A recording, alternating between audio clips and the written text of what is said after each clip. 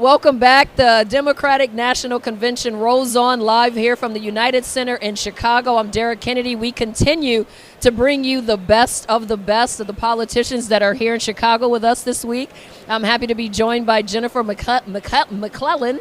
Jennifer McClellan. She's a U.S. representative from Virginia's 4th District, but she is also, in addition, you are also on Vice President Harris's advisory committee. That's right. So you've got a big job this week. Welcome to Politics in Color. Thank you for having me. Thanks for joining the conversation. The conversation this week, for the last 17 days, has been all about Vice President Harris. Tell us what that excitement is like, or really, I guess you were pushed into the organizing or advising role to be on her committee? So I started out on the Biden-Harris Advisory Council, really being a surrogate for the campaign. And I'm very excited that to now be on the Advisory Council for the Harris campaign. Because, first of all, she's bringing joy back. And she's on the right side of all of the policy issues. She's focused on rebuilding our economy in a way that leaves no one behind. She's focused on protecting our freedoms, whether it's the right to vote or reproductive freedom. But she's also bringing the joy and civility back. And I'm very excited. That's been lost for how many years? Since Donald Trump came. I mean, and it's, I was right before the convention, I was campaigning in Wisconsin. And we were doing a roundtable about healthcare policy. And at the end, I asked everyone, what are you most looking forward to when Kamala Harris is president? Expecting them to talk about healthcare. And they all said something to the effect of, I want civility in politics again. I want to be able to disagree without being hateful. I'm tired of the chaos. I'm tired of the division. And I was really struck by that it's not just about the policy. It's about the tone. It's about, and Michelle and Barack Obama said it last night. It's about having a president that you want your children to look up to as a role model. And I'm a mom to a 9-year-old daughter and a 14-year-old son. And I want them to see, especially my daughter, to see I can do this, and I can do it in a way I can lead with empathy and compassion and caring. Yeah, we also want your son, though, to feel safe as a little black boy growing up. I do. We want him to feel safe. We don't want him to feel like he's always going to be a target of hate and vitriol. And it sounds so old school to say that, but in this state of politics, when people can't even have a conversation, or maybe his skin looks different than his classmates, now those younger classmates feel energized to just say anything, which when I was growing up, you just wouldn't talk like that. I mean, obviously kids are always going to be kids, but now they just throw out insults. And I feel like, to your point, this may have started, the lack of civility and respect has started back in, 2015, maybe. It did. And because when you see, I'm sorry to cut you off, Jennifer, and maybe agree with me, when you see an elder or an adult doing that, kids mimic actions of the elders, right? They do. But they also pay attention. And I think one of the reasons, frankly, I think this moment is bigger than 2008 is because you have all of these kids. Than 2008. I do, yes. Because 2008 was hope and history and change and unity. Versus more of the same. But John McCain was a decent human being. Right. Now it's hope and history and change and joy versus chaos and division and hatred. And you have all these kids who were, in my son's case, 5 when Barack Obama was elected president. Or they may have been a little older. You have some who the first time they ever voted in an election was in 2016, and all they've ever seen in their life is regression. Right. And all they've seen is a rolling back of rights. I'm the first generation of my family, and you too, to lose a constitutional right in our lifetime. I almost died. Confused. Yeah, I almost died giving birth to my daughter. And to know that when she reaches childbearing age, she may not have the same peace of mind that she can make her own healthcare decisions that I did, it infuriates me.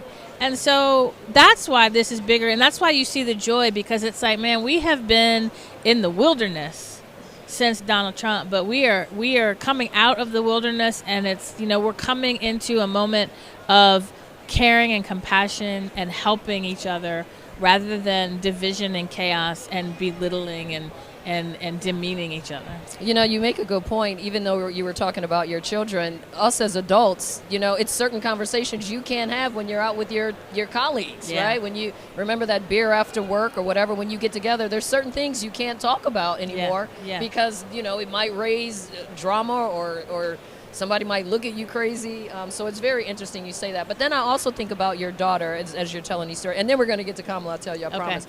But just talking about the rights that have been rolled back. When we start talking about, get rid of diversity and inclusion, it's we want to be on an equal playing field. We're not asking for handouts. No. We're not asking for, we're going to school. I went to college just alongside white people, just like we're qualified. We have the same degrees. Yeah. Why, the thing is, 400 years, the impact of 400 years of slavery and Jim Crow did not go away with a magic wand just because the Civil Rights Act and the Voting Rights Act changed. And now the Voting Rights Act has been gutted. Oh. And now you've got a Supreme Court that's trying to roll back progress made under the Civil Rights. Back. Exactly. And that's what people don't understand. And part of weaponizing DEI is it's like when you begin to understand that we have more in common than it divides us, then people who have something to lose because they recognize the only way they can stay in power is by keeping us fighting each other. Then, it's as old as time that if you can't win on the merits of your ideas, you get people fighting each other, so they're not paying attention to what you're trying to do. What's the fear? What is their fear?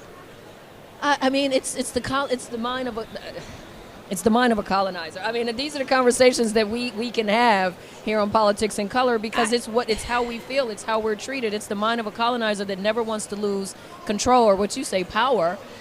And so when they see a Vice President Kamala Harris, or they see an Attorney General Kamala Harris, or they see a District Attorney Kamala Harris, they're fearful. When they see this presidential candidate Kamala Harris, they're fearful because she's been through the trenches. Are those the messages that you guys are putting together that she can go out and tackle because she's been there before? I think what part of the message we're putting forward, going back to, there is more that unites us than divides you. Yeah. Whether you are black, white, Asian, Hispanic, whether you live in a rural community or an urban downtown, you want your kids to have a better opportunity than you did. You want to know that if you get sick, you can go to the doctor and not be bankrupt. You want to know that you can send your kids to school and they're going to come home safely. And you want your parents to be taken care of. You want them to retire safely and comfortably. Exactly. And when you meet people where they are and show them dignity and respect, then more often than not, we do come together and find common ground and move forward from that. I saw that in 18 years as a state legislator. When I first came in, I was a 32-year-old black woman from the most Democratic district in the state. And you made history, is that right? Well, this was when I was in the state legislature. Oh, yeah. And I was in a body of mostly white Republican men over 50. But I met them where they were to try to understand, why do you believe what you believe? But more importantly, I shared my perspective. Here's my life story. Here's my family's life story and why I'm fighting for what I'm fighting. And I was able to get 350 pieces of legislation passed. Wow. Kamala is the same thing. She brought her authentic self and said, I bring the life experiences of my mother and my father. And I respect the life experiences of someone who's different. But in between, there is common ground, and I'm going to focus on that. She did that as a prosecutor. She did that as a senator. She's doing that as vice president. She's going to do that as president. So tell us about you making history. Yeah. Tell us about that. And I was, last year in 2023, the first black woman to be elected to Congress from Virginia. And that is amazing. All of these years, Virginia is such an important and crucial state, and just now, I know. Wow, there's a real imagination gap that a lot of people up until now, really up until Kamala Harris became vice president, they could not see a black woman in certain positions. And what I'm so excited, and I get goosebumps thinking about it. Yes. But what I'm excited about when I see her take the oath of office next January is that imagination gap goes away, because when you see it, you can believe it, you can dream it, you can achieve it. I love it. What are you looking most forward to this week here at the convention as you go out and spread the message? You know, especially there's 200 creators. Yes. Here. There are credentials for 200 creators, which are, you know, the young people that are doing the social media creation on YouTube, Instagram, TikTok.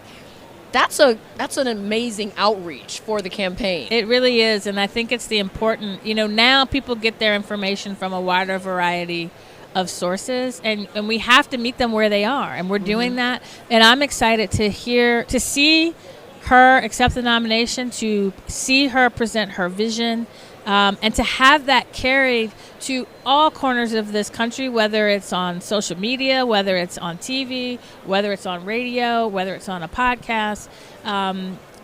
And do you think she can really reach that audience? Can she read that? I do. It's an important voting block. And she's gonna. And if she's got the best hype man I've ever seen in Tim Walz, he is so. I thought you were going to say the first gentleman, because he was him up too. there. I mean, him too. Don't get me wrong. Oh man, that was great. But yeah, when they, the Coach Walz, I saw when they came out together in Wisconsin last night. They showed it on the Jumbotron, and he was so happy. And it was like not just like, oh, I'm happy to be here. It was like he's pumping her up. He's clapping. He's telling everybody, like, make some noise for her. He is just so joyful to be supporting her and lifting her up. Yeah. And it just makes me smile. I love that. People have been smiling all week. Thank you so much. I'm smiling because you joined, and I love this conversation. Unfortunately, we have to wrap it up. I want more from you.